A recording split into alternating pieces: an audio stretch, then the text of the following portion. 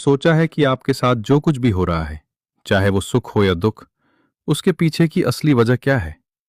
लोग इसे अक्सर किस्मत या नसीब का नाम देकर छोड़ देते हैं। लेकिन ओशो और सद्गुरु जैसे महापुरुषों ने कर्म के जिस विज्ञान को समझाया है, उसे जानकर आपकी नींद उड़ सकती है। क्या कर्म सिर्फ हमारे कार्यों का लेखा जोखा है, या ये हमारे विचारों की वो गूंज है जो ब्रह्मांड में दर्ज होती है? आज के इस वीडियो में हम कर्म के उन गहरे रहस्यों को खोलेंगे जो आपके जीवन को देखने का नजरिया हमेशा के लिए बदल देंगे। ओशो कहते हैं कि कर्म हर क्षण हमारा पीछा करता है। हम चाहे आंखें बंद कर लें, मगर कर्म हमें देखता रहता है। ब्रह्मांड इतना विशाल है कि हमारी हर सोच और हर भावना की गूंज इसमें दर्ज होती है। अक्सर हम दूसरों को दोष देते हैं, उसने मुझे धोखा दिया, मेरे साथ अन्याय हुआ। लेकिन ठहरिए, क्या ये आपके ही किसी पुराने कर्म की परछाई तो नहीं? ओशो समझाते हैं कि जीवन में जो भी होता है वो अचानक नहीं होता। अच्छे कर्म एक बीज की तरह हैं। बीज को मिट्टी में डालने के बाद फल आने में समय लगता है। उसे धैर्य और सही मौसम चाहिए।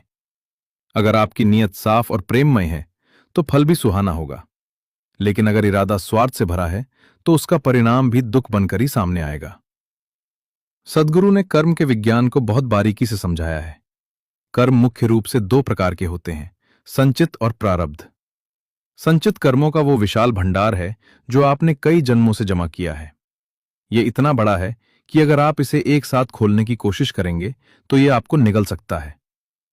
वहीं प्रारब्ध उस भंडार का वो छोटा सा हिस्सा है जो आपको इस जीवन काल के लिए आवंटित किया गया है। सद्गुरु कहते हैं कि जब कोई व्यक्ति आध्यात्मिक मार्ग पर तीव्रता से आगे बढ़ता है तो उसका प्रारब्ध फास्ट फॉरवर्ड मोड में चला जाता है।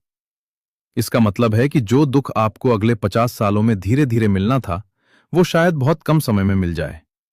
ये कठिन लग सकता है, लेकिन ये आपको उस बड़े गोदाम यानी संचित कर्मों को एक ही बार में जलाने का अवसर देता है। क्या सीखना और विकास करना एक ही बात है? सद्गुरु कहते हैं नहीं। हम कुछ सीखते हैं ताकि दुनिया में जीवित रह सकें, पैसा कमा सकें। लेकिन विकास एक आंतरिक प्यास है। इसका कोई सामाजिक इनाम नहीं मिलता। आत्मज्ञानी होने पर कोई आपको पैसे नहीं देगा। मीराबाई और रामकृष्ण परमहंस जैसे भक्त इसी पागलपन की श्रेणी में थे। आध्यात्मिक मार्ग का अर्थ है अपने नजरिए को पूरी तरह से उलट देना। गुरु सांत्वना देने के लिए नहीं होता। गुरु उन चीजों को ध्वस्त करने के लिए होता है जिन्हें आप खुद कभी नहीं तोड़ सकते। वो आपके सीमित अस्तित्व को खतरे में डालता है ताकि आप उस परे की चीज का अनुभव कर सकें।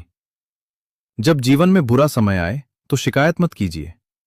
ओशो और सद्गुरु दोनों का मानना है कि दुख अक्सर एक शिक्षक की तरह आता है।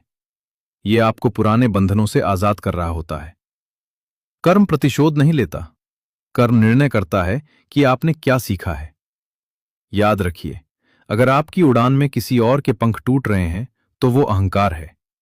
लेकिन अगर आपकी उड़ान दूसरों को भी आसमान दिखा दे तो वो पुण्य है। कर्म का न्याय कभी नहीं चूकता, इसलिए दूसरों के कर्म देखकर अपना मार्ग मत बदलिए। आपकी मंजिल अलग है, आपका सफर अलग है। अंत में कर्म केवल कार्य नहीं है, ये आपकी नियत, भावना और चेतना का मिश्रण है। हर सुबह जब आप नींद से उठते हैं, जिंदगी आपको एक नया पन्ना सौंपती है। आज आप उस पर क्या लिखेंगे? एक मुस्कान या फिर वही पुराना गुस्सा?